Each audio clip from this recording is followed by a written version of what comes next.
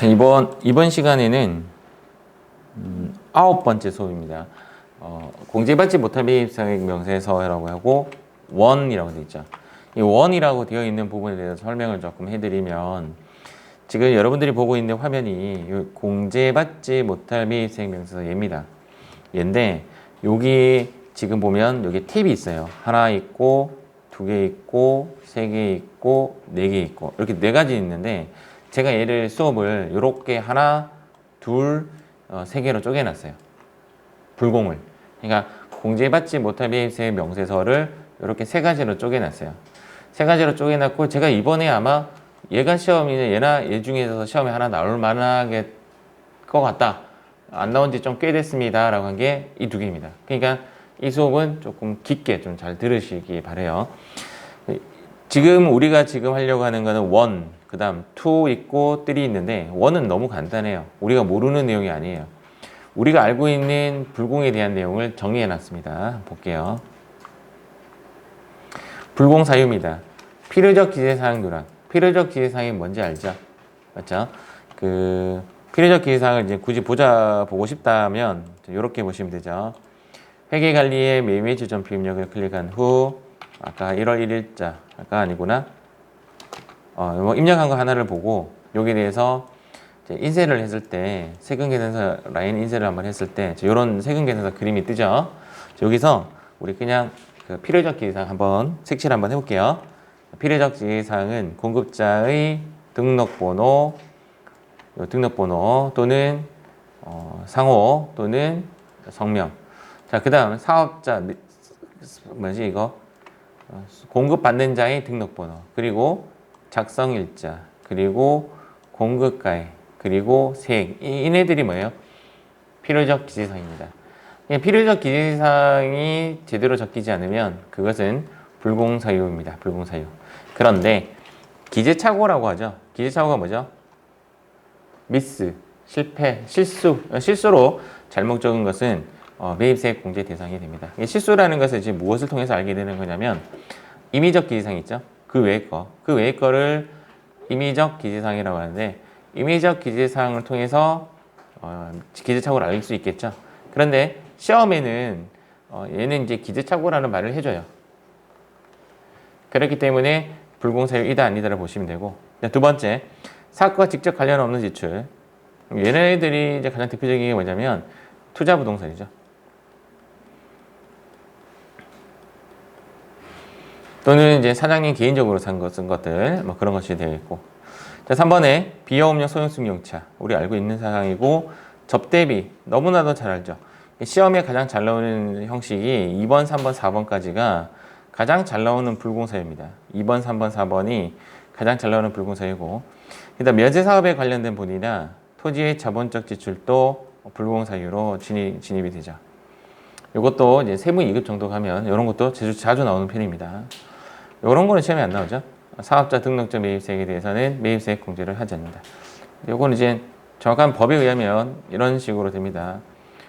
얘가 예를 들어서 1기라고 했을 때 과세 기간이 종료된 후 20일 이내에 과세 기간이 종료된 후, 그러니까 7월 30일이라고 할게요. 7월 31일 과세 기간이 종료된 후 20일 이내에 사업자 등록 신청을 하게 되면, 사업자 등록 신청이죠. 지금 현재 문제는 사업자 등록 신청은 사업자 등록이 된 것도 아니에요. 맞죠? 신청까지만 해요. 신청 이후에 등록이 되겠지. 이때 사업자 등록을 20일 이내에 한다라면 이때의 매입세액 공제는 해주겠다라는 예외 규정이 있습니다. 현재에서는 사업자 등록정이니까 사실은 사업자 등록이 이때 되겠죠. 사업자 등록이 되는 요 시기 전에 거는 매입세액 공제 안 되는 게 원칙이에요. 그런데 예외 규정으로 사업자 등록 신청, 그 전에 신청하겠죠. 신청일이 과세기간이 종료일 후 20일 이내라면, 사업자 등록 신청이 과세기간 종료일 후 20일 이내라면 매입세액 공제를 해주겠다. 그 과세기간에. 이런 예외 규정은 있습니다. 근데 예외 규정도 시험에 안 나요. 시험에 안 나오고, 시험에 나오는 건 요거죠. 나온다면 20일 사업자 등록 신청에 관련된 문제는 20일이 정답이 됩니다. 이제 앞서서 여러분들 다 알고 있는 사항이고, 자, 그 다음 이제 공제받지 못한 매입사의 명세서를 클릭하게 되면 바로 여기서 보여드릴게요. 이렇게 클릭을 하게 되면 화면이 이제 요 화면이 뜨게 되는 거예요. 요 화면이 뜨게 되는데 요게 지금 금방 봤던 사항이 있는 거죠. 맞죠? 그래서 너무 문제가 쉬워요. 요 문제는 지금 제가 여기를 원이라고 하고 얘를 이제 지금 현재 우리가 수업받고 있는 게 원이고 여기가 이제 2가 요 뜨리면 원은 요거 문제는 고르는 문제예요. OX 문제예요. 제가 OX 문제가 크게 세 가지예요. 첫 번째가 뭐냐면 신용카드 매입 수령 명세서고 두 번째는 아까 봤던 대손 세 번째는 지금 보는 불공원이 OX 게임이에요. 맞다, 불공이 된다, 안 된다만 골라주면 돼요. 아까 봤던 우리 필요적 기재사항 한번 눈여겨볼게요. 얘가 지금 필요적 기재사항이에요. 이렇게 요거랑 요거. 자, 다음 지연수치가 불공사유인가? 지연수치라는 것은 이게 지연수치의 정의입니다. 지금 이제 1월 1일이고 이제 과세기간 종료일이 예정 확정 따질 필요 없어요. 이럴 때는 6월 30일이 아까 전에 7월 30일 했어 내가? 약간 딴 생각을 조금 했었어요.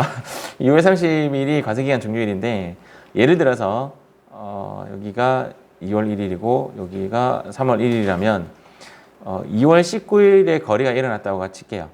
이때 거래가 일어났어요. 2월 19일이 무슨 날인지 아시죠? 네, 제 생일입니다. 네. 자, 여기가 4월 1일이고 그러면 언제까지가 정상이죠? 이때 거래가 일어났으면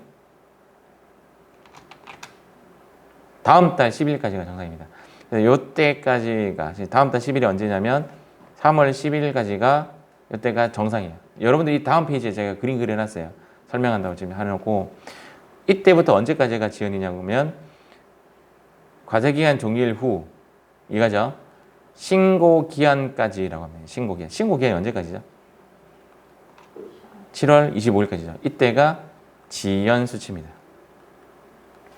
이게 정상이고 정상을 벗어난 정상 벗어난 요 시점은 3월 11일이죠. 3월 11일부터 7월 25일까지를 지연 넘어가면 뭐라고 하냐면 미라고 합니다. 그러니까 수치도 미수치라고 하고 발급도 미발급, 지연수치 지연 발급 이렇게 하는데 지연수치 내가 공급자로부터 늦게 받은 거죠. 불공사유인가? 아닙니다. 얘는 매입세 공제가 된다. 이게 이제 주제예요. 그래서 가산세 0.5% 내고 늦게 받는 것도 가산세 대상이 됩니다. 유일하게 지연수치만 가산세 대상이 됩니다. 0.5%를 내고 매입세 공제가 가능합니다. 미수치는 불공사유인가? 그렇습니다. 수치 안 했는데 어떻게 공제를 받을 수 있겠습니까? 맞죠? 근데 미수치는 아까 늦게 즉 과세기간 신고기간까지 넘어간 것도 미수치이기 때문에 불공사유가 됩니다. 불공이 되니까 결론적으로는 가산세 대상은 안 되는 거죠. 가산세가 없습니다. 아까 이야기했던 대로 그대로 2월 19일 뜨죠? 2월 19일에서 3월 10일까지가 정상이고 그 다음 여기 때부터 신고기한까지가 지연 발급 지연수치. 요 뒤에 있는 숫자가 뭐냐면 가산세예요. 가산세 부분이고 이렇게 넘어가면 미발급 미수치입니다. 이게 발급정만 좀 본다면 정상 발급이라는 것이 있고 지연 발급이라는 것이 있고 미발급이라는 것이 있는데 정상 발급은 당연히 가산세가 없고요. 지연 발급은 1% 가산세가 있고 미발급은 2% 가산세가 있는 겁니다. 정상 수치는 당연히 가산세가 없는 건데 지연 수치는 0.5% 가산세가 있고요. 그 다음 미수치는 불공인 겁니다.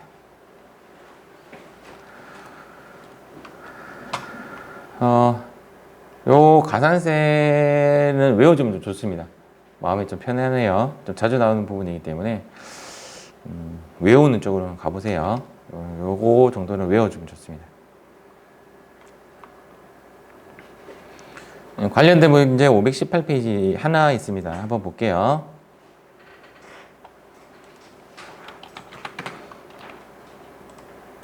회사 코드는 8050.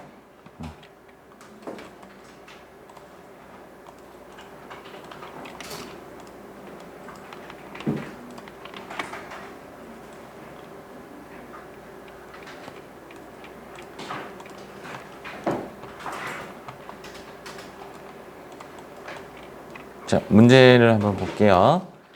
다음 자료는 기출 전공의 우리 세팅하고 세팅 뭐 안 해도 됩니다.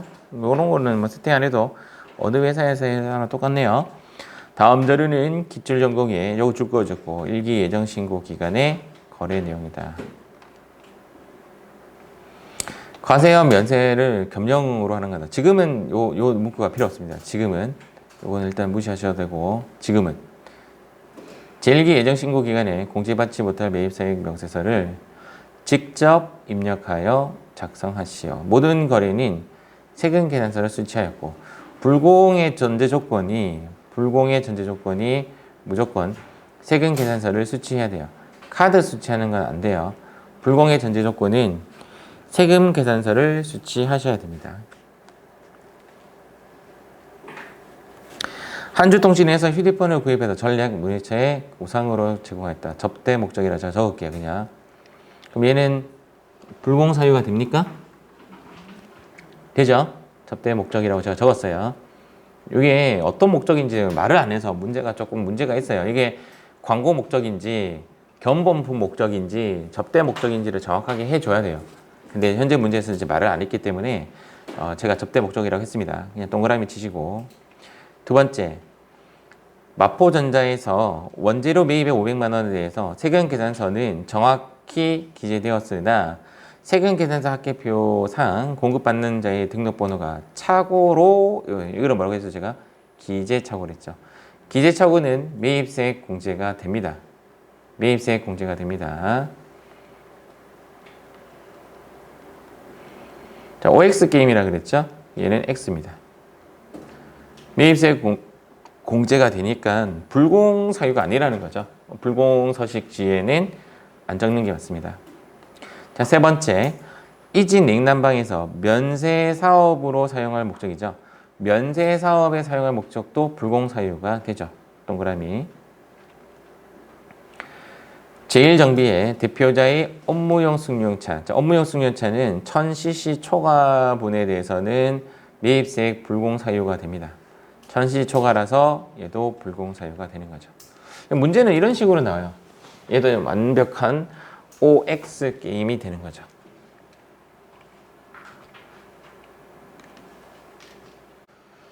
자, 입력은 이제 어떻게 하냐면 이제 이렇게 화면을 띄우시고 기간은 1월부터 3월로 하고 접대 목적 여기죠. 하나 공급가액은 150만 원이죠. 이제 5대니까 30만 원 이렇게 계산을 하시고 그 다음 면세사업 목적에는 한 매 85만 원 부가세액 뜨는 게 맞아요. 그 다음 비용업용 소형승용차 한 매 20만 원 저렇게 하면 끝납니다. 저장을 누르시면 끝이 나는 거죠. 이렇게 관련 문제가 하나밖에 없어서 이렇게 마무리 짓고 그 다음 이제 뒤에 이어서 제가 그 불공사유 2 진행하도록 하겠습니다.